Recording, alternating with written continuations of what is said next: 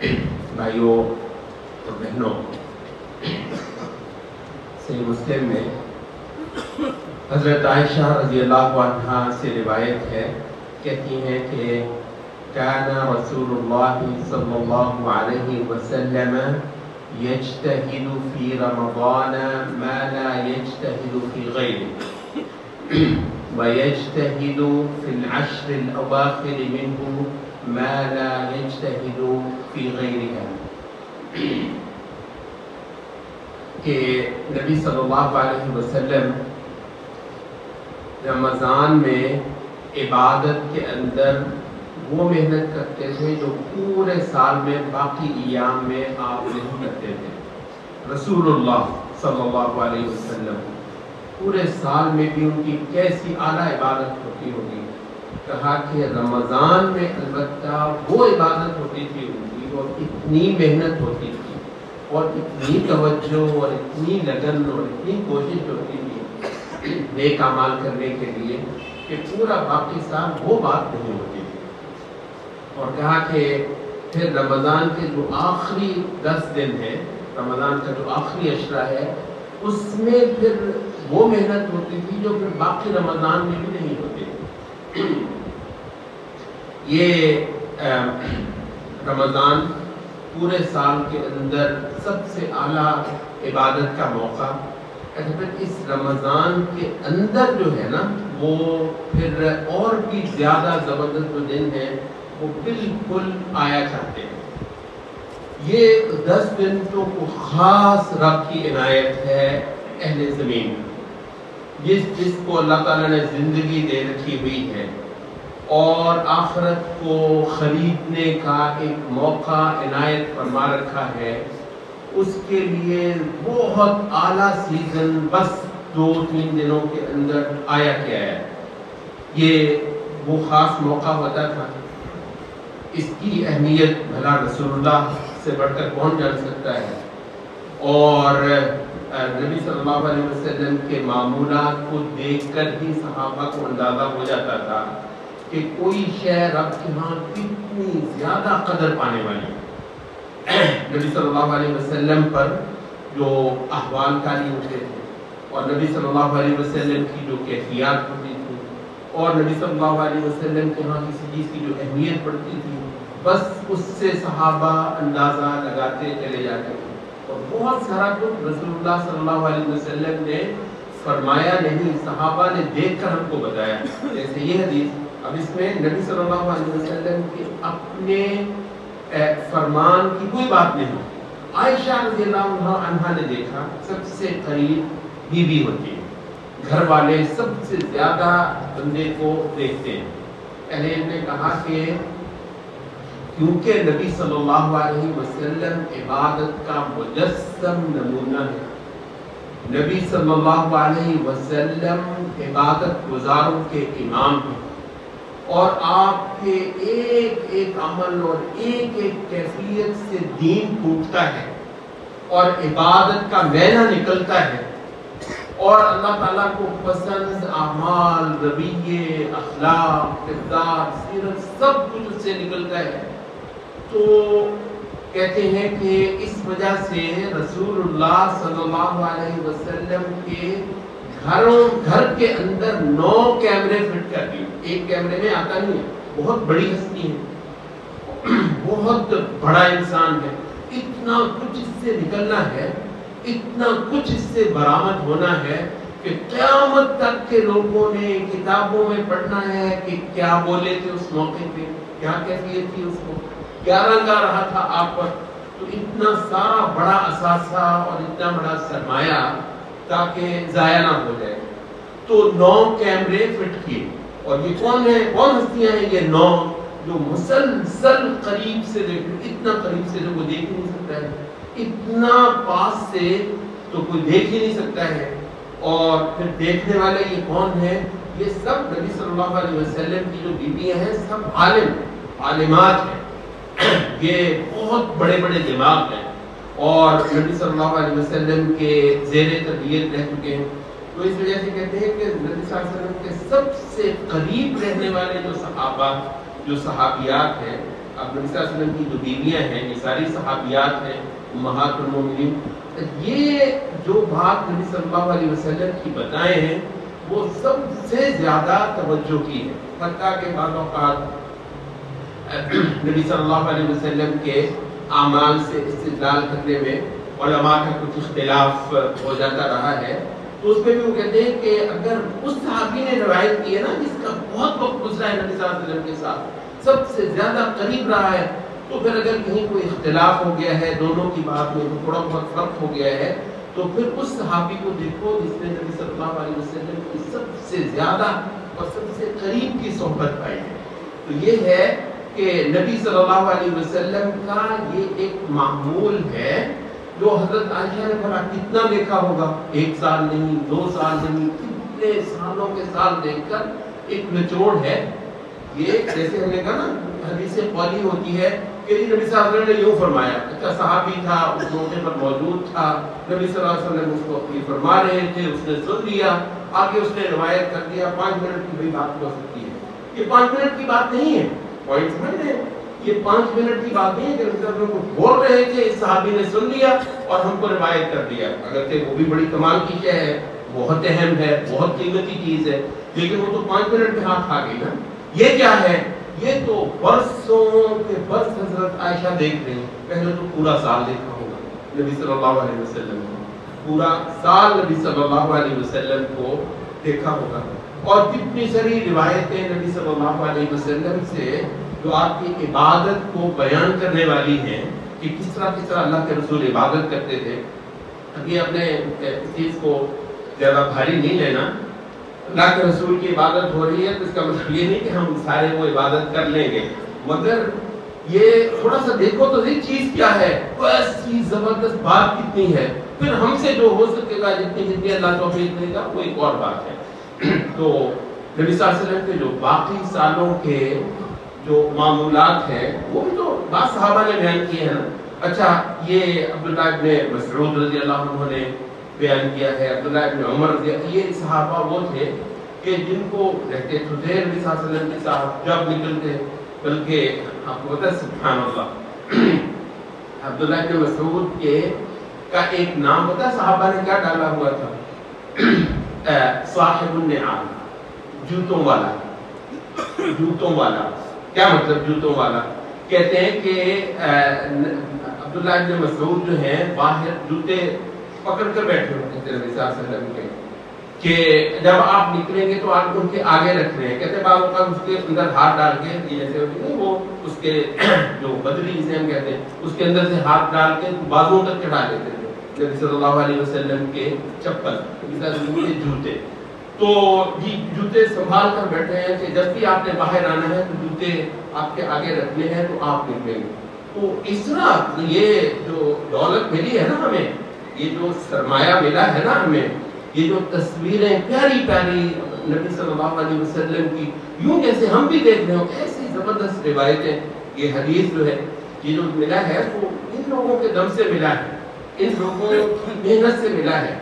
تو اس وجہ سے نبی صلی اللہ علیہ وسلم کی صحبت بیٹھے ہوئے گھنٹوں کے گھنٹوں، بے شک آپ گھر میں ہیں باہر بیٹھے ہوں گے، جیسے ہی تشریف لائیں گے تو ہمیں نبی صلی اللہ علیہ وسلم کو دیکھنے کا، آپ سے سیکھنے کا موقع ملے گا۔ اور ذرا تصور کرو کسی ایک صحابی کا بھلا کیا اجر ہوگا، ایک اس نے روایت کی، اس کے بعد پھر ہزاروں لاکھوں انسانوں نے اس کو سنا اور انہوں نے اس پر عمل کیا، پھر وہ مر گئے، پھر اس کے بعد ہزاروں لاکھوں کروڑوں آئے، پھر انہوں نے عمل کیا، یہ ایک عبداللہ کے مسعود کو اجر مل رہا ہے اس کا۔ سبحان اللہ، کتنے آپ کے اعمال ہیں، تشہد میں یہ پڑھتے تھے، رکوع میں یہ کہتے تھے، سجدے میں یوں ہوتا تھا، ہم کرتے ہیں ایک بندے کی روایت سے۔ تو اس وجہ سے یہ بہت اعلیٰ چیزیں انہوں نے نبی صلی اللہ علیہ وسلم سے لے کر پھر قیامت تک کے لوگوں کو امانت کے طور پر بھیج دی۔ اچھا، تو اس وجہ سے کہتے ہیں کہ نبی صلی اللہ علیہ وسلم کے معمولات کو دیکھنے کی تڑپ بعض صحابہ میں اتنی ہوتی تھی۔ عبداللہ بن مسعود رضی اللہ عنہ کہتے ہیں کہ ایک دن میں نے خواہش کی کہ اللہ کے رسول آج میں رات نہ آپ کے پاس رہوں، مطلب دن میں تو دیکھتے نہیں ہیں نبی صلی اللہ علیہ وسلم کو، کہ کس طریقے سے آپ اٹھتے بیٹھتے چلتے پھرتے تعلیم دیتے نماز پڑھتے ذکر کرتے دعا کرتے تسبیحات کرتے یہ سارا کچھ دیکھتے ہی ہیں. لیکن یہ ہے کہ رات کو جو عبادت کرتے ہوں گے چلیں ایک دن وہ بھی دیکھتے ہیں تو کہتے ہیں کہ میں نے اجازت مانگی اور اجازت ملی. عبداللہ ابن عمر رضی اللہ عنہ نے بھی اسی طرح کی روایت کی ہوئی ہے. اچھا عبداللہ ابن عمر کو البتہ جو خاص چیز حاصل تھی وہ یہ تھی کہ عبداللہ ابن عمر کی بہن نبی صلی اللہ علیہ وسلم کے گھر کی آپ کی بیوی حفصہ تو ظاہر ہے اپنی بہن کے گھر تو بندہ چلا جاتا ہے نا رات بھی رہ لیتا ہے اس وجہ سے ان کے لیے تو زیادہ آسانی تھی. تو وہ اس بہانے ایک رات نبی صلی اللہ علیہ وسلم کے ساتھ رہ لیے کہنے لگے کہ آپ رات کو کھڑے ہوئے تہجد کے لیے تو میں آپ کے بائیں طرف کھڑے ہو گیا تو نبی صلی اللہ علیہ وسلم نے پکڑ کے مجھے دائیں طرف کر دیا کیونکہ کھڑے ہونا ہے امام کے دائیں طرف کھڑے ہوتے ہیں کبھی دو بندوں کی جماعت ہو تو امام کے بائیں طرف نہیں کھڑے ہوتے. دوبارہ تو کہتے ہیں کہ عبداللہ بن مسعود رضی اللہ عنہ جو روایت کرتے ہیں کہتے ہیں کہ میں نے اس رات جب کہا کہ اللہ کے رسول کی میں رات دیکھوں کیسے گزرتی ہے تو آپ کہتے ہیں کہ رات کے آخری پہر جو ہے اٹھے تو میں بھی اٹھ گیا آپ نے وضو کیا میں نے بھی وضو کیا تو آپ نے نماز شروع کی تو آپ نے سورۃ البقرہ شروع کی. میں نے کہا کہ چلیں 100 آیتوں تک پہنچیں گے تو رکوع کر لیں گے کہتے ہیں وہ رکے نہیں. میں نے کہا چلیں اگلی 200 آیتوں تک پہنچ جائیں گے پھر رکیں گے. کہتے ہیں سر نے سورۃ البقرہ پوری کر میں نے کہا چلیں سورۃ البقرہ پوری کر کے تو پھر رکوع کو چلے جائیں گے. کہتے ہیں نبی صلی اللہ علیہ وسلم نے سورۃ البقرہ ختم کی تو آل عمران شروع کر لی. بعد آیات میں نے سورۃ النساء پڑھ لی. کہتے ہیں میں نے کہا سبحان اللہ یہ تو کہتے ہیں مجھے تو یہ ہوا کہ بھئی میں تو مارا گیا. اتنی ہمت جو ہے اس میں ہو سکتی ہے تو نبی صلی اللہ علیہ وسلم نے وہ سورت پوری کی. اب جو لوگ قرآن پڑھتے ہیں یہ بہت لمبی لمبی صورتیں ہیں. یہ جب قاری صاحب آپ کو تراویح پڑھاتے ہیں نا سورۃ البقرہ ایک دن جاتا ہے پھر اگلی رات جاتی ہے پھر اس سے اگلی رات جو ہے نا تقریباً آدھی تراویح گزرتی ہے تو سورۃ البقرہ صرف ایک ختم ہوتی ہے اور اس سے کچھ کم ہوگی سورۃ آل عمران کیونکہ وہ بھی خاصی لمبی ہے. تو نبی صلی اللہ علیہ وسلم نے آل عمران پڑھی سورۃ النساء پڑھی اس کے بعد پھر سجدے ہو گئے. اچھا یہ جو ہے یہ رمضان کی بات نہیں ہے. اچھا تو اب حضرت عائشہ کہتی ہیں کہ نبی صلی اللہ علیہ وسلم کان یجتہد فی رمضان ما لا یجتہد فی رمضان میں تو رسول اللہ صلی اللہ علیہ وسلم وہ محنت کرتے تھے عبادت میں جو رمضان کے ماہ سوا پورے سال میں بھی نہیں کرتے. پھر رمضان کیا ہوتا ہوگا؟ رمضان نبی صلی اللہ علیہ وسلم کا پھر کیا ہوتا ہوگا؟ تو یہ تو بہت اونچے پہاڑ ہمالیہ ہے. ہمالیہ پہاڑ جیسا ہوتا ہے. اتنی ایسی عبادت اور تو کوئی کر نہیں سکتا ہے.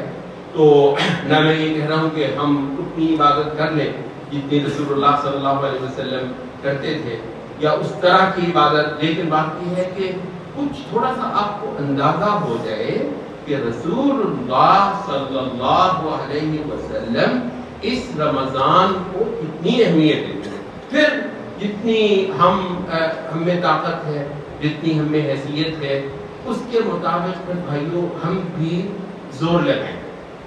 یہ امام ابن جوزی ایک بڑے محدث گزرے ہیں اور بہت بڑے فقیہ تھے عالم تھے.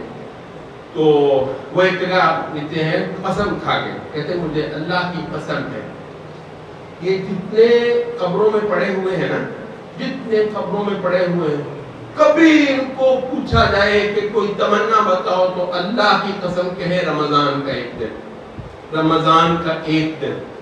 تو اتنی بڑی دولت ملی ہوئی ہے. اچھا وہ اگر تمنا کرے تو یہ نہیں کہ یہاں پہ آ کے وہ اپنے بیوی بچوں کو دیکھ لیں کتنے اپنے پیاروں کو ملے. نہیں اگر ان کو ملے تو وہ یہ کہیں کہ ایک رمضان کا دن جس کے اندر ہم اللہ تعالیٰ کی عبادت کر لیں توبہ کر لیں استغفار کر لیں ایسے اعمال کر لیں. کیونکہ ان کو اندازہ ہو گیا جو وہاں گیا بھائیو اس کو اندازہ ہو گیا کہ اس بہو بکتی ہے. اس کو اندازہ ہو گیا کہ چیزوں کی اہمیت ہوتی کس طرح ہے اور کیا کس شے کا کیا مول پڑتا ہے وہاں پہ.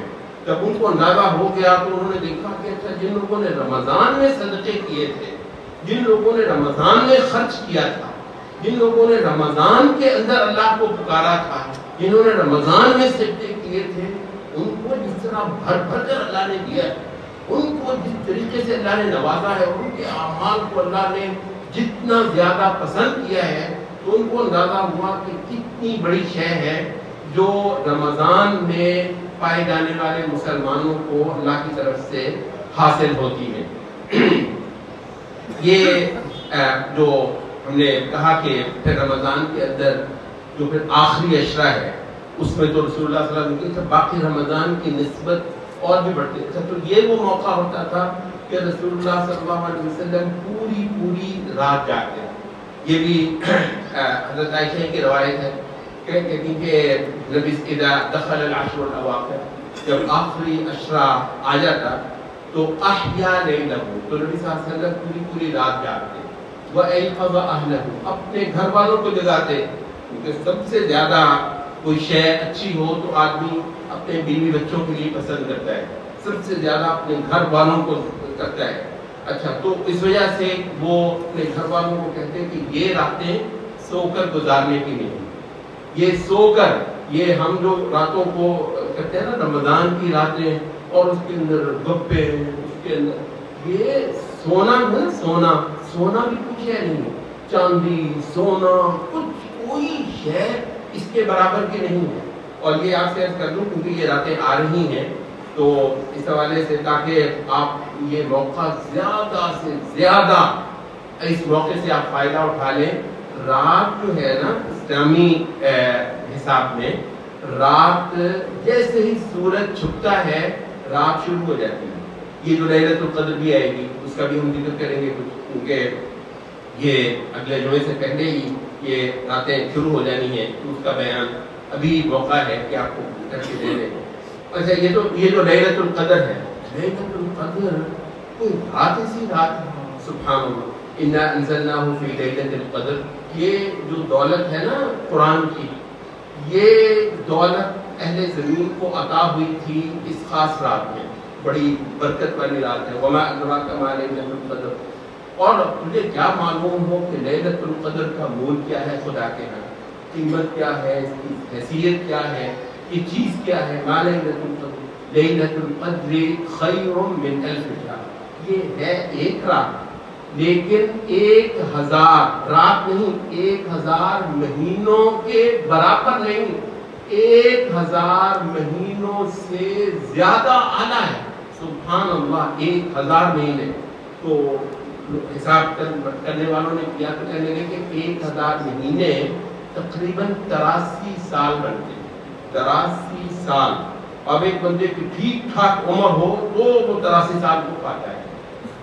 اچھا، اب یہ 83 سال کی عبادت جو کسی آپ بہت اچھے بھی عبادت گزار ہو، ظاہر ہے آپ نے سونا بھی ہے روزانہ، آپ نے کھیتی باڑی بھی کرنی ہے، کاروبار بھی کرنا ہے، آپ نے بیوی بچوں کا بھی خیال رکھنا ہے، میل ملاقاتیں بھی ہیں، شادی بیاہ میں بھی ہے، خوشی غمی میں بھی آنا جانا ہے، آرام بھی بندے نے کرنا ہوتا ہے، دوستوں ساتھیوں کے ساتھ ظاہر ہے تو گپ شپ بھی لگانی ہوتی ہے۔ بڑا کوئی اچھا ہوگا عبادت گزار تو یہی ہوگا نا کہ وقت پہ آ کے مسجد میں نماز پڑھتا ہوگا اور کچھ دیر پہلے آ کر بیٹھ جاتا ہوگا، ٹھیک ہے، نماز کے بعد کچھ دیر لگا لیتا ہوگا، راتوں کو اٹھ کر کچھ تہجد پڑھ لیتا، لیکن بہت عبادت گزار بھی جو ہوگا، اگر آپ اس کے گھنٹے گنے کہ کتنے 24 گھنٹوں میں سے کتنے گھنٹے اس کے عبادت میں لگتے ہیں، نماز میں، اذکار میں، دعا میں، ذکر میں، تسبیحات میں لگتے ہیں، تو بہت عبادت گزار بھی ہوگا کہ اس کے 2 گھنٹے 3 گھنٹے 4 گھنٹے 4 گھنٹے کا مطلب ہے 24، باقی 20 گھنٹے تو پھر بھی بندے کی دنیا داری میں گزرے نا، یہ ہم بڑے عبادت گزار کی بات کر رہے ہیں۔ اچھا، تو اگر ایسا ہو کہ نہیں 24 کے 24 گھنٹے، پورے دن کے 24 گھنٹے وہ سجدوں میں ہی پڑا ہے، پھر وہ ایک دن ہی، پھر وہ ایسے ہی مہینے جو ہے نا، پورے مہینے کے 30 دن، ہر دن 24 گھنٹے وہ تو سجدوں میں پڑا ہے، عبادت کیے جا رہا ہے۔ ایک مہینہ گزر گیا، پھر دوسرا مہینہ گزر گیا، پھر تیسرا مہینہ گزر گیا، مہینے گزر 1000 مہینہ گزر گیا، 83 سال سے سجدوں میں پڑا ہے۔ یہ ایک رات، سبحان اللہ، ایک رات کے برابر کہتے ہیں یہ اللہ کا امت محمد پر خصوصی انعام ہے۔ بعض اہل علم نے کہا کہ بھئی بات یہ ہے کہ پہلے جو امتیں بہت پہلے جو گزری ان کو زندگیاں بڑی بڑی لمبی دی گئی تھی۔ وَلَقَدْ أَرْسَلْنَا نُوحًا إِلَىٰ قَوْمِهِ فَلَبِثَ فِيهِمْ أَلْفَ سَنَةٍ إِلَّا 50 عَامًا۔ نوح علیہ السلام کو ہم نے بھیجا، وہ 1000 سال، سبحان اللہ، 1000 سال سوائے 50 سال، یعنی 950 سال میں 950 سال۔ حدیث میں آتا ہے کہ حضرت آدم کو اللہ تعالیٰ نے 1000 سال زندگی دی، 1000 سال حضرت آدم کی دی۔ تو کہتے ہیں کہ پہلی امتوں کو بڑی بڑی لمبی زندگیاں دی جاتی تھی۔ نبی صلی اللہ علیہ وسلم نے فرمایا کہ میری امت میں جو ہے اعمار امتی ما بین 60 و 70، 60 اور 70 کے درمیان ہوں گی میری امت کے لوگوں میں۔ وقلیل من یتجاوز، بڑے تھوڑے ہوں گے جو 70 سے اوپر چلے جایا کریں گے۔ اکثریت جو ہے وہ 70 سال سے پہلے ہی دنیا سے چلی جاتی ہے۔ تو کہا کہ اچھا وہ لوگ جو ہیں وہ جن کو 1000 سال کی 900 سال کی زندگیاں ملتی تھی، ظاہر ہے ان کو کتنے 900 سال یار تو معمولی بات ہے، اتنا وقت ملا اللہ کی عبادت کرنے کا۔ اچھا یہ نبی صلی اللہ علیہ وسلم کی امت، ان کو 60-70 سال میں فارغ کیا جا رہا ہے اور کام دھندے ظاہر ہے کرنے ہی ہوتے ہیں۔ تو کہا کہ اللہ تعالیٰ نے یہ پسند فرمایا کہ نوح علیہ السلام کی اور ان پرانی امتوں کی جو عبادتیں ہوتی تھیں ان کے برابر بھی، ان سے بھی بڑھ کر عبادتیں امت محمد کی ہو جائیں صلی اللہ علیہ وسلم۔ جب یہ کیا صورت ہوئی، ان کے برابر کی عبادت میری تو کل زندگی ساری 60-70 سال ہے، ان کا تو جو ہے نا ابھی وہ 60-70 سال کا جو بندہ ہوتا ہوگا ان کے لیے جو وہ نیانا ہوگا، بچہ ہوگا وہ تو ہم تو سارے گزر گئے اور وہ بھی بہت تھوڑے ہیں وہ۔ تو کہا کہ اس کا صورت اللہ رب العزت نے یہ نکالی کہ ان کو لیلۃ القدر کی یہ فضیلت عطا کر دی، لیلۃ القدر خیر من 1000 شہر، کیونکہ اس رات قرآن نازل ہوا ہے، قرآن جیسی اعلیٰ شے تھی، تو قرآن کے ساتھ اتنی خیر بھیجی گئی۔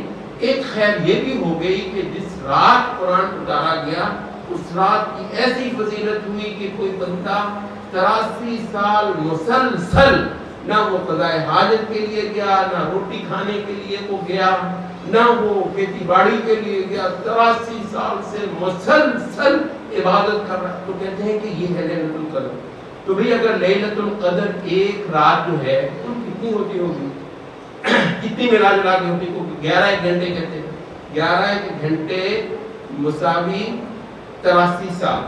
تو کہتے ہیں کہ اس کا مطلب یہ ہے کہ ایک ایک منٹ جو ہے کئی مہینوں کے برابر کا ہے، ایک ایک منٹ اس کا کئی مہینوں کے برابر کا ہے۔ تو اس کا مطلب یہ ہے کہ اچھا لیلۃ القدر کا وقت شروع کب سے ہوتا ہے؟ مغرب سے۔ یہ ذرا نوٹ کر لو، ہمارے خیال میں لیلۃ القدر رات کو وہ تقریباً 12 بجے شروع ہوتی ہے نہیں، کس نے کہا کہ رات کو تراویح کے بھی بعد جا کر بھی لیلۃ القدر؟ او بھائی لیلۃ القدر تو مغرب کے ساتھ شروع ہو جاتی ہے اور حتی مطلع الفجر، جیسے ہی فجر طلوع ہوتی ہے اس وقت لیلۃ القدر کا وقت جو ہے وہ ختم ہو جاتا ہے۔ تو مغرب کا وقت جب داخل ہوتا ہے اس وقت لیلۃ القدر شروع ہوتی ہے اور فجر کا وقت جب داخل ہوتا ہے اس وقت لیلۃ القدر ختم ہو جاتی ہے۔ یہ کو 11-11.25 گھنٹے برابر ہے 83 سال کی عبادت۔ اب اس رات کو مثلا جو جس بندے، یہ تو ایسا ہے کہ بس تھوڑا سا وقت نکالو روٹی کے لیے، کھانے وانے کے لیے، فٹافٹ فارغ ہو جاؤ، عشاء سے پہلے ہی متوجہ ہو جاؤ اللہ کی طرف، عشاء سے پہلے ہی اللہ کے مسجد میں آ بیٹھو۔ اچھا تو نبی صلی اللہ علیہ وسلم کہتے ہیں کہ یہ جو 10 راتیں ہیں آخری، یہ جو آخری عشرہ ہے، جس میں حضرت عائشہ کہتے ہیں کہ باقی رمضان میں بھی وہ بات نہیں ہوتی تھی جو خاص ان دنوں میں ہوتی تھی نبی صلی اللہ علیہ وسلم پر۔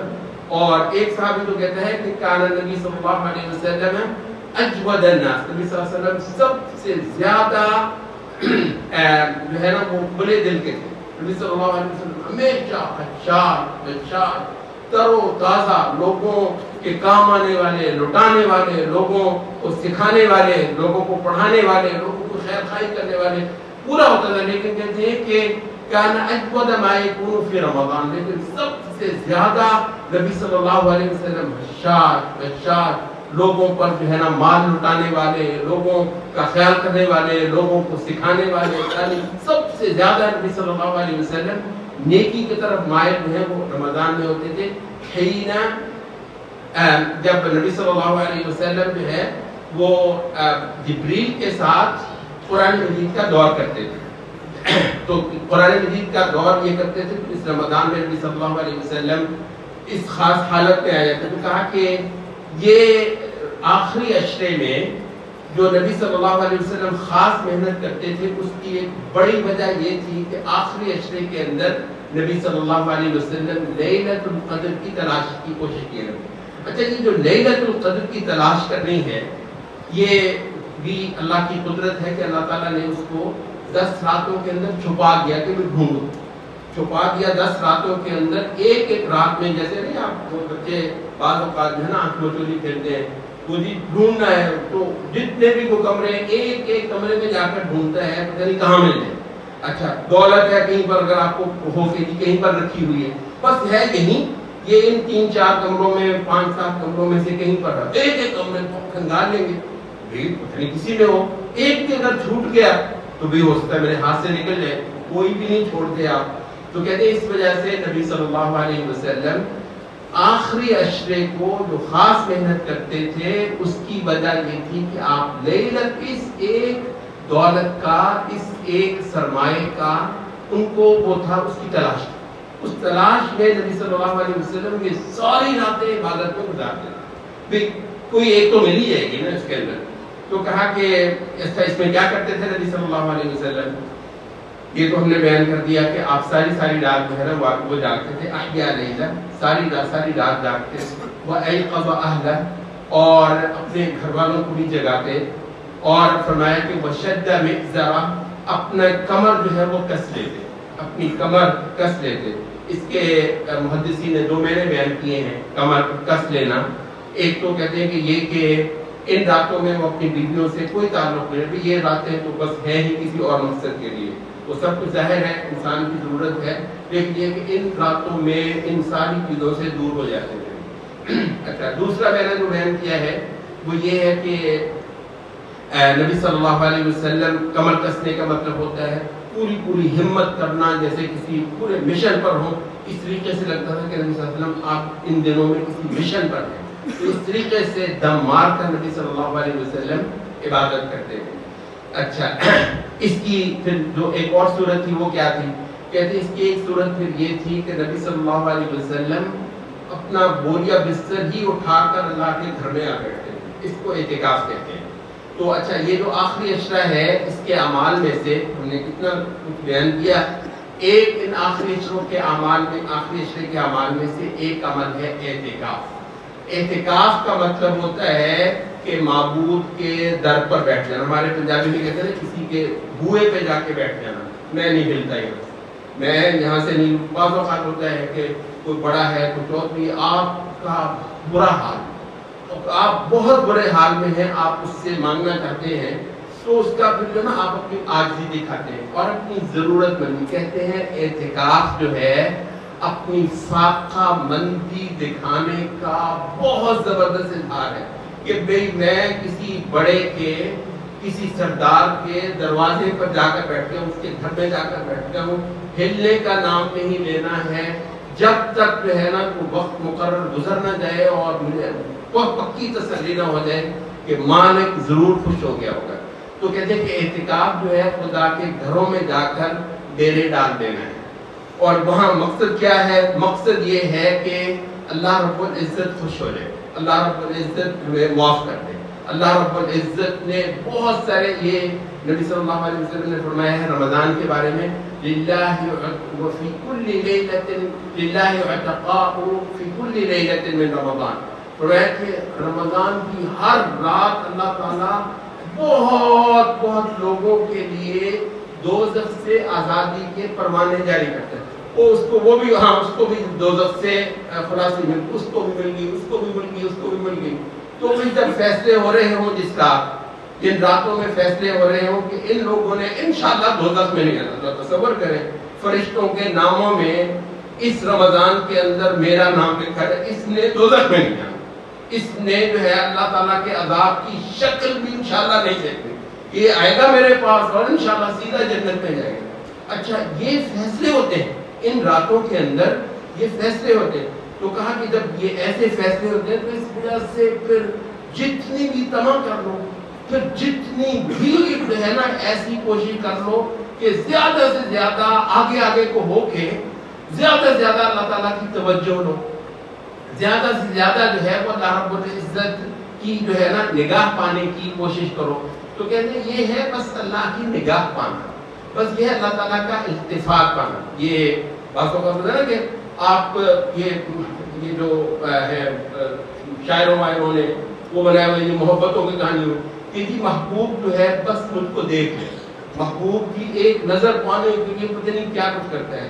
تو یہ ہمارا محبوب کون ہے؟ اللہ رب العزت والذین آمنوا اشد حبا للہ، اللہ جو اللہ جو کے بندے ہیں ایمان والے، کسی کا محبوب بہت بڑے بڑے پیارے ہوں گے، بڑی بڑی کہانیاں ہم سنتے ہیں، بڑی بڑی ہم نے کہانیاں سنی، ایسی بہت ساری ویسے میں آپ کو بتا دوں بالکل بکواس ہوتی ہیں، کوئی ان کی حقیقت نہیں ہوتی۔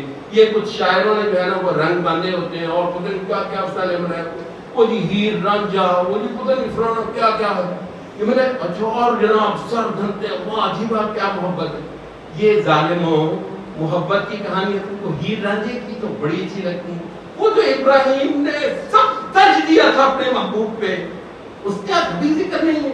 محبت کو تو محمد صلی اللہ علیہ وسلم نے جس طریقے سے اپنے محبوب پہ اپنا آپ قربان کیا، جس طریقے سے اس کا نام جپا، جس طریقے سے اس کے صبح سے لے کر شام تک سالوں برسوں تک اس کے نام لیتے رہے، اس کے لیے ہجرتیں کرتی، وطن چھوڑے، گھر چھوڑ دیے، مال دولت جائیداد سب کچھ جو ہے، رشتے خون قبیلہ برادری سب کچھ ختم۔ محبوب والذین آمنوا اشد حبا، یہ میں آپ سے عرض کر دوں یہ جتنے جھوٹے محبت کی کہانیاں ہیں اول تو ہوتی جھوٹی ہیں، لیکن اگر چلے ان میں کوئی حقیقت بھی ہوتے ہیں کہ اس طرح خودکشیاں کر لیتے ہیں، جان دے دیتے ہیں محبوب کی۔ تو لیکن میں جو آپ کو بتانا چاہ رہا ہوں وہ یہ ہے کہ یہ جو محبت ہے نا بھائیوں، یہ سب کہانی سمجھ آئے گی ان کو۔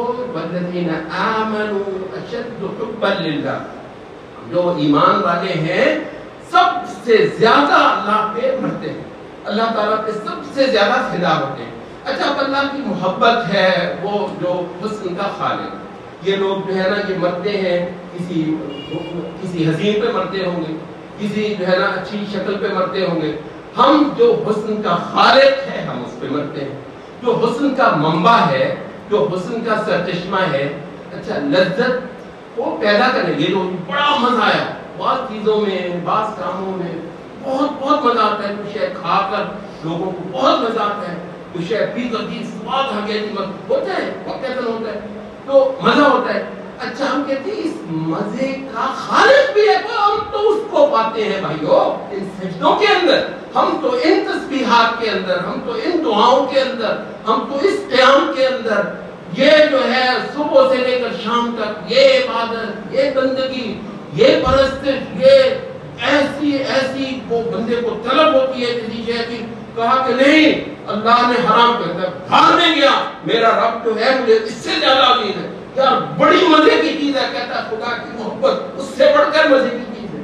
تو یہ جو کہانیاں ہیں نا یہ ساری یہ چل کے یہ جو اعتکاف کا یہ جو ہم اعتکاف کرتے ہیں نا یہ اس کو عام اعتکاف کہا جاتا ہے۔ اللہ کے گھروں میں سے کسی بھی گھر میں ہم اعتکاف کر لیتے ہیں، گاؤں میں مسجد ہے، اس مسجد میں بھی ادھر کی مسجد ہوگی، لوگ اس مسجد میں بھی اعتکاف کر دیتے ہیں۔ بلکہ اہل علم نے کہا فقہی مسئلہ ہے، کہتے ہیں کہ وہ جو جامع مسجد نہیں ہے اعتکاف اس مسجد میں بھی جائز ہے۔ پتہ ہے آپ کو جامع مسجد کہتے ہیں کہ جس مسجد میں جمعہ ہو، ویسے یہ ہے کہ اب تو ہم جو ہے وہ 1.5 انچ کی بھی مسجد ہے اس میں جمعہ ہوتا ہی ہے ماشاءاللہ، ورنہ یہ تھا کہ نبی صلی اللہ علیہ وسلم کا جو مدینہ تھا اس میں مسجدیں ڈھیروں مسجدیں تھیں، لیکن جامع مسجد صرف ایک تھی، باقی ساری مسجدوں میں 5 وقتہ نماز ہوتی تھی۔ یہ جمعے کا نام ہی جو ہے نا جمعہ کا مطلب ہے جس دن سب مسلمانوں نے جمعہ جمع سے ہے، جمعہ اجتماع سے، اس کا معنی ہی یہ ہے کہ سب مسلمانوں کا اکٹھ۔ حتیٰ کہ باہر سے ڈیروں سے 2-2, 3-3, 5-5, 7-7 میل دور کے ڈیروں سے لوگ نمازیں پڑھتے تھے، سارا 5 وقت کی نمازیں پورا ہفتہ، لیکن جمعے کے لیے جو ہے نا وہ پہنچتے تھے. تو جمعہ دراصل مسلمانوں کا اکٹھ ہوتا ہے اور مسلمانوں کی وحدت ہوتی ہے. اچھا خیر یہ تو زمانہ گزر گیا، کون مسلمانوں کے وہ اکٹھ دیکھتے، کون مسلمانوں کا وہ اجتماع دیکھے، مسلمانوں کی وہ اجتماعیت دیکھے. تو خیر تو بہرحال ہم تو آپ کو فقہی مسئلہ بتا رہے ہیں کہ علماء نے کہا ہے کہ جو مسجد جامع نہیں ہے، صرف 5 وقتہ نماز ہوتی ہے، اس مسجد میں بھی اعتکاف ہو سکتا ہے. حتیٰ کہ انہوں نے کہا کہ ظاہر ہے اعتکاف میں کم از کم اعتکاف کے دوران کم از کم ایک جمعہ تو آئے گا نا، تو جمعہ تو اس مسجد میں اگر ہوتا ہی نہیں تو کیا کرے گا، لیکن جمعے کے لیے اعتکاف کرنے والا اس مسجد سے جا کر اس مسجد میں چلا جائے گا، جائز ہے. جیسے قضاء حاجت کے لیے ویسے تو یہ ہے کہ آپ اعتکاف میں جب وہ باتھ روموں میں جاتے ہیں، وہ باتھ روم مسجد کا حصہ نہیں ہے، آپ کو پتا ہے نا. آج سے کچھ عشرے پہلے کیا ہوتا تھا کہ یہ اس طرح کے باتھ روم جو ہے مسجد کے ساتھ بنے نہیں، مسجد میں تو باتھ روم بنانا جائز نہیں ہے، مسجد کے ساتھ باتھ روم جو ہے وہ اب بن گئے ہیں، پہلے نہیں ہوتا تھا. تو کیا ہوتا تھا، فصلوں میں جانا ہوتا تھا.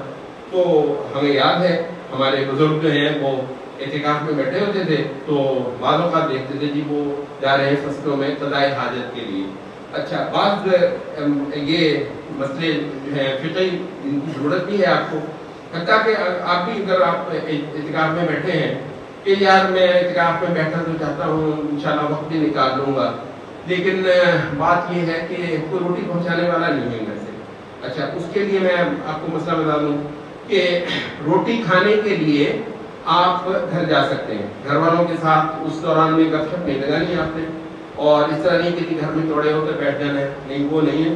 جیسے آپ فصلوں میں جاتے تھے کسی زمانے میں، بس اپنی حاجت پوری کی اور واپس آ کے اللہ کے گھر میں بیٹھ گئے.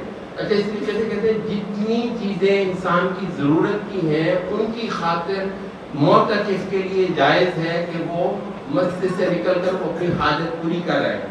جیسے قضاء حاجت ہے یہ پیشاب پخانہ وغیرہ کرنا، اس کے لیے باہر جا سکتا ہے. اور اس کے لیے تو آپ باہر جاتے ہیں، جو یہاں پر بھی جاتے ہیں نا، تو یہ نہ سمجھیں کہ آپ مسجد میں کر لیتے ہیں، مسجد میں کرنا جائز ہی نہیں. ٹھیک ہے، مسجد پاک جگہ ہے.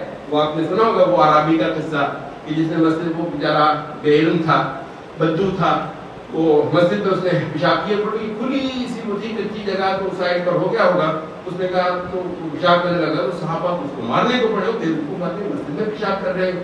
تو وہ تو پھر نبی صلی اللہ علیہ وسلم کو کہا کہ اب شروع کر ہی لیا ہے تو اس میں اذیت ہے تو اس کو اب فارغ ہو جانے دو. بعد میں پھر اس کو سمجھایا کہ اللہ کے گھر ہیں، یہ صرف اللہ کے ذکر کے لیے، اس کی یاد کے لیے، اس کی عبادت کے لیے بنائے جاتے ہیں. تو یہ جو اس طرح کے کام ہے نا کلیدی کے، تو یہ یہاں پر نہیں ہوتے. اس کو سمجھ آ گئی کہ حدیث میں آتا ہے کہ اتنا کچھ ہوا، صحابہ پر بڑا اس کو غصہ، بدو تھا نا، تو بڑا غصہ ہوا. لیکن نبی صلی اللہ علیہ وسلم نے بھی اس اخلاق سے اس کو سمجھایا. حتیٰ کہ مسجد میں شروع کر دیا تو مسجد میں پیشاب کر رہے ہیں، کہا کہ کر لینے دو بھائی، اب شروع تو کر تو لیا ہے، اب اس کو اذیت نہ دو. وہ کہتے ہیں اتنا نبی صلی اللہ علیہ وسلم کا احسان مند ہوا کہ یار یہ کوئی ہستی ہے، سبحان اللہ، میں نے مسجد میں پیشاب کیا اور اس نے مجھے پھر گلے نہیں دیا، یہ سارے مجھے مارنے لگے تھے. تو کہتے ہیں کہ اپنی اونٹنی پہ چڑھتا ہوا کہہ رہا ہے کہ یا اللہ اللہم ارحمنی وارحم محمدا ولا ترحم معنا احدا. اللہ مجھ پہ رحمت کرنا اور محمد پہ رحمت کرنا، کس کے علاوہ، ہم دونوں کے علاوہ کسی پہ رحمت نہیں کرنی. تو نبی صلی اللہ علیہ وسلم نے فرمایا کہ ضیقت واسعا بیوقوف آدمی، بہت وسیع چیز کو تجھے کتنا چھوٹا کر دیا. اللہ کی رحمت جہانوں کے لیے، تو نے کہا صرف میرے اور تیرے لیے. تو بہرحال یہ ہے کہ مسجد میں پخانہ پیشاب تو نہیں ہو سکتا. تو جس وقت آپ وہ بے شک ساتھ ہیں تو آپ جاتے ہیں تو آپ مسجد سے نکلتے ہی ہیں. اور اس وجہ سے آپ کو یہ بھی بتا دیں کہ جو اعتکاف کر رہا ہے، جتنی جگہ سجدے کے لیے، نماز کے لیے مختص ہے نا، وہی مسجد ہے. باقی چیز مسجد کی ملکیت ہو سکتی ہے. مسجد کی ملکیت تو کھیت بھی ہو سکتے ہیں، مربے بھی ہو سکتے ہیں، دکانوں کی بھی ملکیت ہوتی ہے مسجدوں کی، جن کی آمدن مسجد پہ لگائی جاتی ہے. وہ مسجد نہیں، وہ دکانیں مسجد نہیں ہوتی. وہ مربے جو مسجد کے لیے وقف کیے گئے ہیں وہ مسجد نہیں ہوتے، وہ مسجد کی ملکیت ہوتی ہے. تو یہ جو جگہ ہے یہ مسجد کی ملکیت ہے، مسجد نہیں ہے. مسجد وہ جگہ ہے جو مختص کی گئی ہے کہ اس کے اندر نماز ہونی، اس کے اندر جو ہے سجدے ہونے. تو معتکف جتنے ہوں گے ان کے لیے جائز نہیں ہوگا کہ وہ اس باؤنڈری سے نا، اس حد سے باہر نکلے، چاہے وہاں پر کھڑے ہوں یا وہاں پر کھڑے ہوں. یہ جو وضو کی جگہ ہے، واش روم کی جگہ ہے، اتنی دیر کے لیے جانا ہے جتنی دیر کے لیے ضرورت ہے. اس وجہ سے بعد میں یہ بھی کہا کہ بلا ضرورت غسل کے لیے بھی ظاہر ہے آپ مسجد سے نکلتے ہیں. مسجد سے نکلنا بلا ضرورت جائز ہی نہیں ہے. تو انہوں نے کہا کہ غسل کی وہ جس کی بہت ضرورت ہے، ایک تو وہ کہ اگر کسی کو احتلام ہو گیا ہے، ویسے غسل واجب ہو گیا ہے، اس کے لیے تو نکلنا ہی نکلنا، جا کر آپ نے نکلنا ہے اور غسل کر کے آنا ہے. اور آدمی کے لیے جائز بھی نہیں ہے کہ جنابت ہو گئی ہے اعتکاف کے دوران مسجد میں اور وہ وہاں پر پڑا ہوا ہے، اس کو چاہیے جتنا جلدی ہو سکے اپنے آپ کو پاک کر کے پھر مسجد میں آئے. یہ تو درست ہے. اچھا، تو ایک تو یہ ہے. دوسرا یہ ہے کہ طبیعت کو اتنی تنگ اور آوازار ہو گئی ہے، بعض اوقات خاص طور پر گرمیوں میں 10 دن نکالے نہیں جا سکتے نہائے بغیر. تو اتنا جسم جو ہے وہ گندا ہو جاتا ہے، پسینے کی بو آتی ہے. مسجد کے اندر ویسے ہی بو کے ساتھ آنا مکروہ ہے. نبی صلی اللہ علیہ وسلم نے کہا کہ جس نے کچا پیاز یا کچا لہسن کھایا ہو اس کو چاہیے کہ وہ مسجد میں نہ آئے، کیونکہ اس کے منہ سے بو آئے گی. تو یہ وہ جگہ ہے جہاں فرشتے آتے ہیں. تاکہ کہا کہ حضرت ابو ایوب انصاری کے پاس نبی صلی اللہ علیہ وسلم آپ کو پتہ ہے جب ہجرت کی تو کئی مہینے ابھی نبی صلی اللہ علیہ وسلم کا گھر نہیں بنا تھا مدینہ میں. تو ابو ایوب انصاری ہی کے مہمان رہے. تو کہتے ہیں کہ میں طرح طرح کے کھانے، یہ لوگ جو ہیں یہ کسان لوگ تھے، زمیندار لوگ تھے، طرح طرح کی سبزیاں ترکاریاں یہ لوگ بناتے تھے. تو کہتے ہیں کہ میں نے نبی صلی اللہ علیہ وسلم کو جو ہے کھانے کے ساتھ سلاد کے طور پہ پیاز جو ہے وہ پیش کیا تو آپ نے نہیں کھایا. تو کہتے میں نے کہا کہ کیوں آپ نے؟ کہتے کہ اصل میں بات یہ ہے تم کھاؤ، لیکن یہ ہے کہ میرے پاس نا ہر وقت فرشتے آتے ہیں. فرشتے اذیت، سبحان اللہ، فرشتوں کے بارے میں اب نبی صلی اللہ علیہ وسلم ہی بتا سکتے ہیں کہ فرشتے اس بو سے میرے منہ سے اگر یہ آئے گی فرشتوں کو اذیت ہو تو فرشتے جو ہے نا میرے قریب نہیں آئیں گے. تو میں نبی صلی اللہ علیہ وسلم کو کسی بھی وقت جو ہے یہ ایسی چیز جو بدبودار کچھ بو کچھ ہے. اچھا، عام مسلمانوں سے کہا کہ جب تم کچا پیاز کھا لو اور یا کچا لہسن کھا لو، لوگ کھاتے تھے، روکا نہیں ہے. کہا کہ پھر ایسے کرو کہ جتنی دیر تمہارے منہ سے بو آئے گی اتنی دیر تم مسجد نہ آنا. تو مسجد میں پیاز کی بو، یہ اس وجہ سے ہم کہتے ہیں کہ کرو اچھا یار وہ جو بحث لمبی ہے جی سگریٹ جو ہے، سگریٹ یا حقہ تو وہ حلال وہ حرام ہے یا مکروہ ہے یا کیا ہے، اس بحث کو کچھ دیر کے چھوڑ بھی دیں. لیکن یہ ہے کہ اگر مسجد میں آنا ہے تو تھوڑا سا منہ اس کا صاف کرو کہ وہ جو تمباکو کی بہت ہی بری بدبو ہوتی ہے وہ آتی ہے. بس اوقات ہم نے دیکھا ہے کہ ساتھ کھڑا بندہ جو ہے وہ برداشت نہیں ہو رہا ہوتا ہے، اتنی گندی بدبو آتی ہے. تو یہ مسجد جو ہے جس کے اندر آپ اعتکاف کرتے ہیں یہ پاکیزگی کی جگہ ہے. اتنے انشاءاللہ فرشتے آنے ہیں. یہ آپ نے مطلب یہ جو ہے نا وہ عبادت گھر پر بھی تو ہو سکتی تھی نا، لیکن یہ عبادت اعتکاف کی یہ راتیں جو آپ نے خدا کے گھر میں گزارنی ہے تو یہ تو سراسر پاکیزگی کے لمحات ہیں. فرشتوں نے آنا ہے. آپ کے منہ سے ایک بھی نکلا ہوا کلمہ، ایک بھی نکلی ہوئی تسبیح دائیں بائیں نہیں جانی، سیدھی فرشتے نے اس کو لینا ہے اور اس کو اس امانت کو خدا تک پہنچانا ہے. تو یہ جتنے کلمات ہیں، یہ جتنے اذکار ہیں، یہ جتنی تسبیحات ہیں، یہ جتنا قرآن پڑھنا ہے، یہ جتنی دعا ہے، یہ سب فرشتوں کی امانت، یہ سب فرشتے دیتے ہیں. اور اسی وجہ سے آتا ہے کہ یہ لیلۃ القدر کو بہت بے تحاشا تنزل الملائکۃ والروح فیہا بإذن ربہم من کل امر. تو فرشتے بہت زیادہ اترتے ہیں. تو بہرحال کہنے کا مطلب یہ ہے کہ مسجد جو ہے وہ پاکیزگی کی جگہ ہے. تو اس میں بسا اوقات خاص طور پر گرمیوں میں 10 دن جو ہے وہ اگر جسم سے بدبو آ رہی ہے تو اب پورے نمازیوں کو اس سے اذیت ہو تو ٹھیک ہے. تو یہ جو غسل کرنا بھی علماء نے کہا کہ صرف وہ غسل، یہ نہیں کہ شوق میں جا کر 2-3 دن بعد آپ غسل کر رہے ہیں وہ جی نہانا ہی ہے. اچھا، لوگ تو یہ سمجھتے ہیں کہ باتھ روم مسجد میں ہے. بالکل مسجد میں تو باتھ روم ہو ہی نہیں سکتے. میں جو اس سے پہلے آپ کو بتا چکا ہوں یہ مسجد کے ساتھ ہے لیکن مسجد سے باہر ہے. مسجد ختم ہو جاتی ہے وہاں پہ. تو مسجد سے قدم نکالنا اعتکاف کرنے والے کے لیے بلا ضرورت جائز ہے. ہاں ضرورت کے لیے جیسے قضاء حاجت ہوگی, جیسے روٹی کھانے کے لیے کوئی پہنچانے والا نہیں ہے, بالکل بڑے آرام سے جاؤ اور گھر میں جا کر روٹی کھاؤ. کوئی اس طرح کی چیز ہے, کوئی ضرورت کی چیز ہے. اسی طریقے سے یہ اگر نہانے کی واجب غسل واجب ہے وہ تو پھر آپ کریں گے ہی. اگر غسل واجب نہیں ہے لیکن جسم میں ایک تنگی آ رہی ہے, بدبو آ رہی ہے, اسمیل پیدا ہو گئی ہے اور طبیعت میں آوازاری ہے, نہا کے بندہ ستھرا ہو جاتا ہے, عبادت میں زیادہ دل لگ سکتا ہے, ہاں ایسا نہانا بھی انشاءاللہ العزیز جائز ہے. یہ نہانا جو ہے نا وہ نہیں, لیکن میرا شوق کا نہانا وہ بھی جائز نہیں ہے. بھلا کیوں؟ اس لیے کہ اس کے لیے آپ کو مسجد سے نکلنا پڑے گا. مسجد سے نکلنا اعتکاف ہے ہی مسجد کے اندر رہنا, کل وقتی مالک کے گھر کے اندر بیٹھا ہوا رہنا, اس سے بخشش پانے کے لیے, اس کی مغفرت حاصل کرنے کے لیے اور اس کا التفات پانے کے لیے. وہ جو بات تھی ہماری جو ہے گفتگو کسی اور طرف کو چلی گئی, یہ جو ہے نا خدا کا التفات پانا, خدا کی نظر پانا, محبوب کی نظروں میں آنا, محبوب کی نظروں میں رہنا, محبوب آپ ہی کو دیکھتا ہے. یہ جو قدردان ہیں ان کے لیے یہ ایک بہت بڑا محض ہے. اور اہل علم نے کہا کہ یہ جو ہے نا ایک چیز ہے, وہ حدیث جبریل میں آئی ہے, آپ نے بھی سنی ہوگی کہ جبریل نے نبی صلی اللہ علیہ وسلم سے 4 سوال کیے تھے. ان میں سے 3 یہ تھے, ایک تو یہ تھا کہ آپ مجھے بتائیں اسلام کیا ہے, اور دوسرا کہا کہ مجھے آپ یہ بتائیں کہ ایمان کیا ہے. اسلام تھوڑا سا مختلف جواب دیا, اسلام کیا ہے, ایمان کیا ہے, تھوڑا سا مختلف جواب دیا نبی صلی اللہ علیہ وسلم نے. اچھا تیسرا سوال اس نے بھلا کیا پوچھا, کہا کہ احسان, احسان کیا ہے. احسان کا ویسے لفظی معنی ہے عبادت کو عمدہ بنانا. احسان حسن سے, عبادت میں حسن پیدا کرنا. ایمان بھی پوچھ لیا, اسلام بھی پوچھ لیا. آپ کہتے ہیں مجھے احسان کا بتائیں, یعنی عبادت کی یہ اس کو کہتے ہیں پرفیکشن, عبادت کی عمدگی, عبادت کا حسن, بھلا یہ بتائیں مجھے. یہ بھی پوچھا ہوگا, یہ ہم نے تو سوچا بھی نہیں نا ہوگا. اب تو نبی صلی اللہ علیہ وسلم بعد میں بتایا کہ حضرت عمر کہتے ہیں کہ بعد میں آپ کہا کہ یہ جو پتہ پوچھنے والا کون تھا, یہ کہتے ہیں ہم نے کہا کہ بتائیں کون, کہنے لگے یہ جبریل تھا, اور یہ آیا تھا سوال پوچھے جس لیے اتاکم یعلمکم دینکم, دراصل تم کو تمہارا دین سکھا کر جانا چاہتا. تو یہ سوال اس نے تمہارے لیے پوچھے تھے. جبریل کو کیا ضرورت ہے کہ وہ جبریل نے یہ سوال تمہاری خاطر پوچھے مجھ سے تمہارے سامنے. اچھا تو وہ کیا کہ احسان, من احسان, احسان کیا ہے.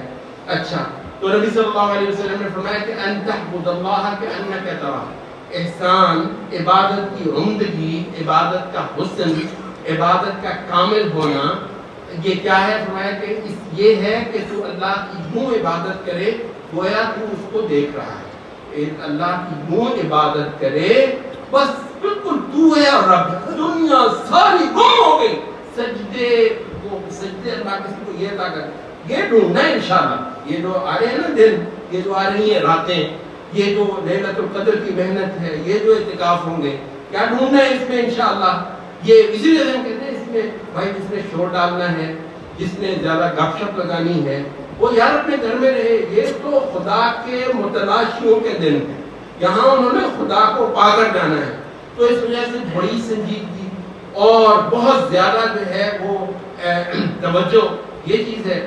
تو فرمایا کہ احسان کیا ہے, کہنے لگے کہ ان تعبد اللہ کأنک تراہ, تو اللہ کی یوں عبادت کرے گویا تو اس کو دیکھ رہا ہے. پوری دنیا تیری نظر سے اوجھل ہو گئی, دنیا و ما فیہا سے بالکل نکل گئے تم, یوں ہے کہ خدا سامنے ہے. اچھا یہ کیفیت, یہ بہت اونچی بات ہے, بہت مشکل سے ملتی ہے. اچھا تو تھوڑا سا پھر آسان کر دیا. فَإِن لَمْ تَكُنْ تَرَاهُ, اچھا اگر یہ بات نہ ہو, تیری عبادت میں یہ کیفیت نہ پیدا ہو سک رہی ہو کہ یوں گویا تو اللہ کو دیکھ رہا ہے. فَإِن لَمْ تَكُنْ تَرَاهُ, اگر یہ بات نہ ہو سکے کہ تو اللہ کو دیکھ رہا ہے, فَإِنَّهُ يَرَاكَ, تو کم از کم یہ ہے کہ وہ مجھ کو دیکھ رہا ہے, وہ مجھ کو, یہ تو ہو جاتا ہے نا. اچھا اتنی سی محنت کرنی ان سجدوں میں, ان دعاؤں کے اندر, ان عبادتوں کے اندر اتنی سی انشاءاللہ محنت کرنی ہے. فَإِن لَمْ تَكُنْ تَرَاهُ فَإِنَّهُ يَرَاكَ, اگر یہ نہیں ہوتا کہ میں اس کو دیکھ رہا ہوں تو وہ مجھ کو دیکھ رہا ہے. اچھا اہل علم نے کہا کہ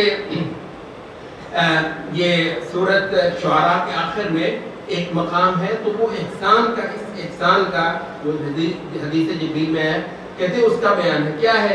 اِنَّهُ يَرَاكَ حِينَ تَقُومُ، وہ تجھ کو دیکھ رہا ہے جب تو قیام میں ہوتا ہے۔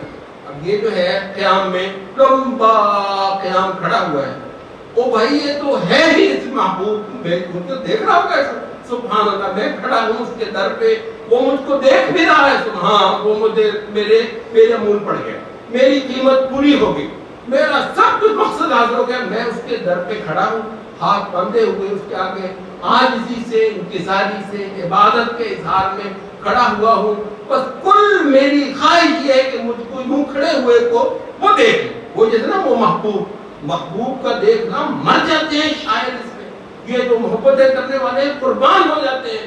تو ہم نے کہا کہ وہ بیچارہ کیا ہے جو تجھ کو دیکھ لے یا نہ دیکھ لے، ہمارے محبوب کی بات کرو، وہ اگر مجھ کو دیکھ لے ہاتھ پھیلائے ہوئے، وہ مجھ کو دیکھ لے جب میں اِنَّهُ يَرَاكَ حِينَ تَقُومُ، وہ تجھ کو دیکھ رہا ہوتا ہے جب اس کے در پہ کھڑا ہوتا ہے قیام کی حالت میں، وَتَقَلُّبَكَ فِي السَّاجِدِينَ، اور سجدہ گزاروں میں تیرا آنا جانا وہ بالکل دیکھ رہا، وہ تو سجدوں میں پڑے ہوئوں کو دیکھنا۔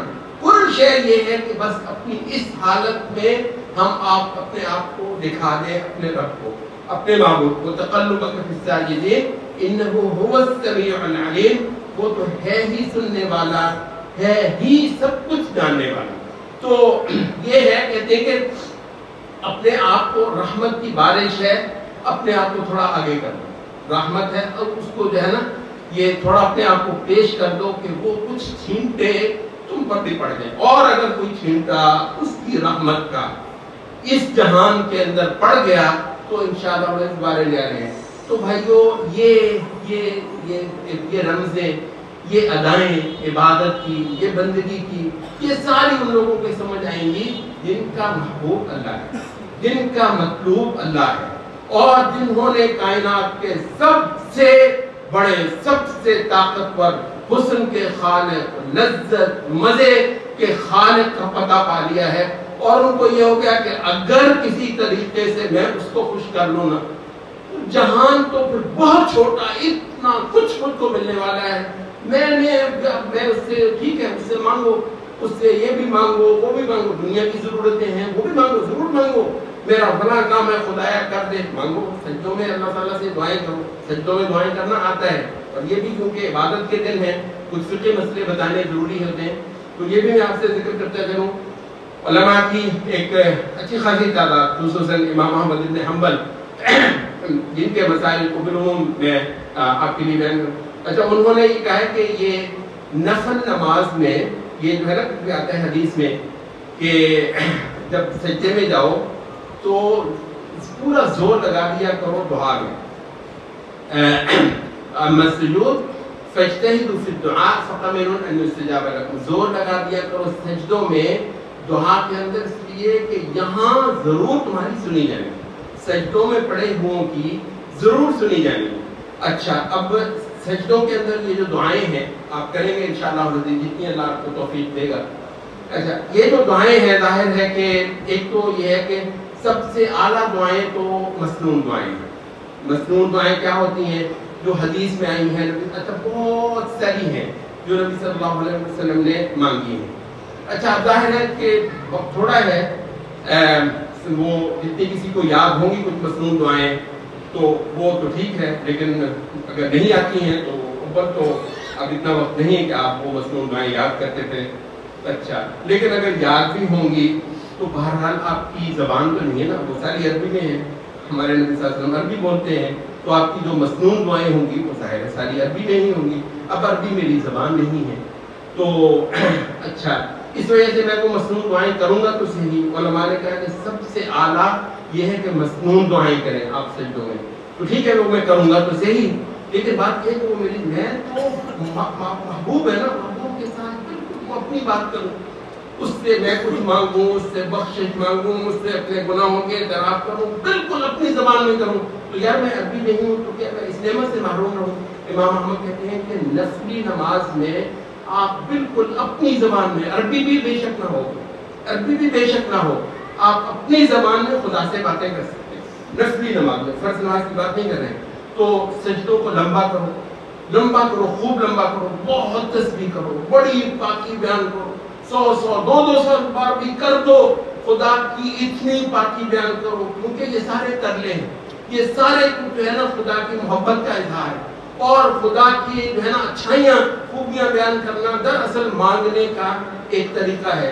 تو اللہ کی حمد کرنا، اس کی تسبیح کرنا، اس کی تقدیس کرنا، سبحان اللہ و بحمدہ سبوح قدوس ربنا و رب الملائکۃ والروح، اس طرح کے بہت ساری جو ہے نا یہ تسبیحات کرو جتنی کر سکتے ہو. پھر اس سے کچھ مانگو سجدوں میں. سب سے اعلیٰ مانگنے کی جگہ کون سی ہے؟ فرمایا کہ فَأَمَّا السُّجُودُ فَاجْتَهِدُوا فِي الدُّعَاءِ فَقَمِنٌ أَن يُسْتَجَابَ لَكُمْ. سجدوں میں جاؤ تو دعا کے اندر زور لگا دیا کرو، کیونکہ بڑا موقع ہے کہ یہاں تمہاری سنی جائے. تو یہ اتنی ساری آسانی جو فقہ کی کتابوں میں ہے وہ میں نے آپ کو بتا دی کہ ظاہر ہے یہ اسی وقت ہو سکتا ہے جب آپ اپنی لمبی نماز جو ہے وہ پڑھیں. اچھا، لمبی نماز جو ہے بہت کہتے ہیں امام ابن تیمیہ کہتے ہیں کہ نفل اعمال میں سب سے افضل عمل لمبا قرآن نماز کے اندر پڑھنا. اس سے اعلیٰ نفلی عبادت نہیں ہے. میں آپ کو بتا دوں، نفلی عبادتوں میں سب سے اعلیٰ عمل قرآن نماز میں لمبا قرآن پڑھنا ہے. اور جتنا قرآن لمبا کرو اسی کے مطابقت میں اتنے لمبے سجدے کرو. یعنی اگر آپ نے بہت لمبا قیام کیا ہے تو سنت یہ ہے کہ پھر اس نماز میں آپ کا رکوع بھی بڑا لمبا ہو، آپ کا سجدہ بھی بڑا لمبا ہو. اچھا، تو نماز تو قیام میں قیام لمبا کیسے ہوگا؟ قرآن پڑھنے سے. اچھا، یہاں پر بھی میں آپ کو فقہی مسئلہ بتا دوں تاکہ آپ کی بھی آسانی ہو. یہ موقع ہے اور ان چیزوں میں بعض اوقات بندہ جو ہے نا اس کو پتہ نہ ہو تو ایک بہت اعلیٰ شے سے محروم رہ جاتا ہے. اچھا، تو بھی لمبا قیام میں کیسے کروں؟ بہت لمبا قیام میں کیسے کروں؟ یہ سب سے افضل عمل یہی ہے. قرآن پڑھنا بھی بہت اعلیٰ عمل ہے، یہ بیٹھ کر قرآن پڑھنا کھول کر یہ بھی ہے، لیکن اس سے زیادہ اچھا عمل یہ ہے کہ اسی قرآن کو آپ نماز میں پڑھیں، ساتھ میں رکوع اور سجدے ہوں، تو عبادت کا پورا مکمل پیکج، ہر رکعت عبادت کا ایک پورا پیکج بن جاتا ہے. اس میں قرآن بھی ہے، اس میں دعا بھی ہے، اس میں تسبیح بھی ہے، اور اس کے اندر اصل میں جو نماز ہے وہ اصل میں تحفظ ہے، عبادت کا اظہار ہے. یہ چیز نماز کہتے ہیں. نماز جو ہے، نماز ایک ایسی حالت ہے جس میں پورا وجود اللہ کی عبادت ہے، حتیٰ کہ آپ کی پلکیں یہ جھک رہی ہیں خدا کے آگے، آپ کے پیر بالکل سیدھے ہیں، آپ کے ہاتھ بالکل سیدھے. کہتے ہیں آپ کا انگ بس توجہ ہونی چاہیے نا، آپ کا انگ اللہ کی عبادت کر رہا ہوتا ہے نماز میں. اچھا، وہاں پر قرآن پڑھنا، لمبا قیام کرنا، تو یہ آپ کو بتا چکے ہیں سب سے اعلیٰ نفلی عبادت. خاص طور پر اگر آپ نے لیلۃ القدر کو کرنی ہے تو وہ یہ ہے کہ نفل پڑھیں، اس کے اندر لمبا قرآن پڑھیں. اور ویسے یہ جو تراویح پڑھتے ہیں آپ، یہ بھی نفل ہی ہیں، اور اگر آخری شب جو ہے وہ جماعت کے ساتھ بھی پڑھ لیں تو ٹھیک ہے، بہت اچھا ہے. اور لیکن یہ ہے کہ آپ انفرادی طور پر بھی پڑھ سکتے ہیں. تو لمبا قیام کیسے کروں بھائی؟ میں تو حافظ نہیں ہوں، تو میں لمبا قیام کیسے کروں؟ اس کے بارے میں بھی امام احمد کا اور دیگر کا بھی تک اس سے پہلے حضرت عائشہ کا فتویٰ ہے. وہ ایک غلام تھا ذکوان، بہت پیارا قرآن پڑھتا تھا لیکن حافظ نہیں تھا. تو حضرت عائشہ نے اس کو بلکہ کہا کہ ہمیں بھی پڑھاؤ. تو یہ کیسے پڑھاؤں؟ کہنے لگا کہ تم قرآن پڑھو، نفلی نماز ہے نا، تو نفلی نماز میں قرآن کھول کر پڑھا جا سکتا ہے. صرف اس وجہ سے کہ آپ حافظ نہیں ہیں، اتنی اعلیٰ شے سے محروم مت رکھو اپنے آپ کو. یہ ان راتوں کے اندر، اس اعتکاف کے اندر، اس آخری عشرے کے اندر سونے کے چاندی کے یہ لمحات ہیں، اتنے مزیدار ہیں. پوری آپ کی آخرت کی زندگی عیش کرے گی ان راتوں پہ انشاءاللہ. ایسی کمائی ہے، سیزن لگنے والا ہے یہ ہمارا، بالکل جانے نہ پائے. یہ ایک لمحہ اس کا جو ہے چھوڑنا نہیں ہے انشاءاللہ. تو یہ کیسے ہے؟ تو کہا کہ اس کی صورت یہ ہے کہ اگر آپ حافظ نہیں ہیں تو آپ قرآن کھول لیا کریں اپنے سامنے اور لمبا قیام جو ہے وہ آپ کر لیا کریں. تو یہ میں نے آپ کے دو مسئلے جو ہے وہ حل کر دیے. ایک یہ ہے کہ لمبا قیام حافظ نہ ہوتے ہوئے بھی آپ قرآن کھول کر پڑھ سکتے ہیں، اور دوسرا یہ ہے کہ اللہ کے آگے اپنی باتیں اپنے انداز میں کرنی ہے، اپنے قصوروں کا اعتراف کرنا ہے، اس کی بخشش مانگنی ہے، اس کے آگے اپنی عاجزی کا اظہار کرنا ہے، اپنی محبت کا اظہار کرنا ہے. تو بھئی میں تو مصنون دعائیں ہوں بھی، کیونکہ وہ مجھے وہ سمجھ نہیں آ رہی ہے تو وہ بات بنتی نہیں ہے. ہم نے کہا کہ اس نعمت سے انشاءاللہ غیر عرب بھی محروم نہیں رہ سکتے. نفلی نماز کے سجدوں میں اس کی بھی کوئی گنجائش ہے کہ کسی گٹ میں چلے جاؤ اور وہاں بس تم ہو اور خدا ہو، کہو اس کو اپنی پیش کرو اس کے آگے.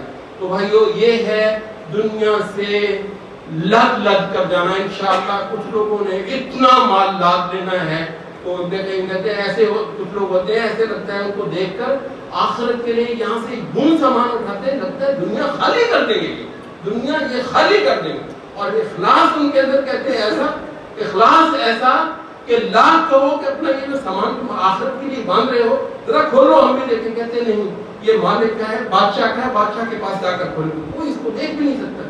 کوشش یہ کرو کہ ایسی عبادت جو ہے زیادہ سے زیادہ چھپ کر کرو. یہ وجہ ہے کہ ہم یہ اعتکاف میں پردے کر لیتے ہیں. اچھا یہ پردے کرنا اعتکاف میں مسجد میں خیمے ٹائپ لگانا، پردے کام لینا، یہ تھوڑی سی پرائیویسی لینے کے لیے یہ نبی صلی اللہ علیہ وسلم سے ثابت ہے. تو آپ نے یہ کیا ہے. اچھا یہ لیکن سبحان اللہ ہم اسی میں جا کر گھس جاتے ہیں، 10 منٹ اس کے اندر جا کر گھسے ہوتے ہیں، بیٹھے ہوتے ہیں اور وہاں گپ شپ لگ رہی ہوتی. تو بھائیو اس نے گپ شپ لگانی ہے وہ پھر گھر میں لگا لیں. یہ بڑے سنجیدہ چیز ہے، بہت اعلیٰ وقت آ رہا ہے. تو اس میں تو جو ہے نا صرف یہ قدردانوں کی اور قدر شناسوں کی انشاءاللہ العزیز سے یہاں پر کارگزاری ہونے والی ہے. اللہ تعالیٰ سے دعا ہے کہ خدایا یہ جو موقع آ رہا ہے اس کو راضی کرنے کا، یہ جو موقع آیا ہے تیرے آگے ہاتھ پھیلانے کا اور تیری پاکیاں بیان کرنے کا اور تیرے آگے جو ہے نا اپنی عرضیاں رکھنے کا آخرت کے لیے، کل جہان آخرت کا یہاں سے لے کر جانا، اس موقع کے لیے خدا اس میں ہمیں توفیق دے اور جو ہم سے ہو سکے اس کو قبول فرما. اقول قولی ھذا استغفر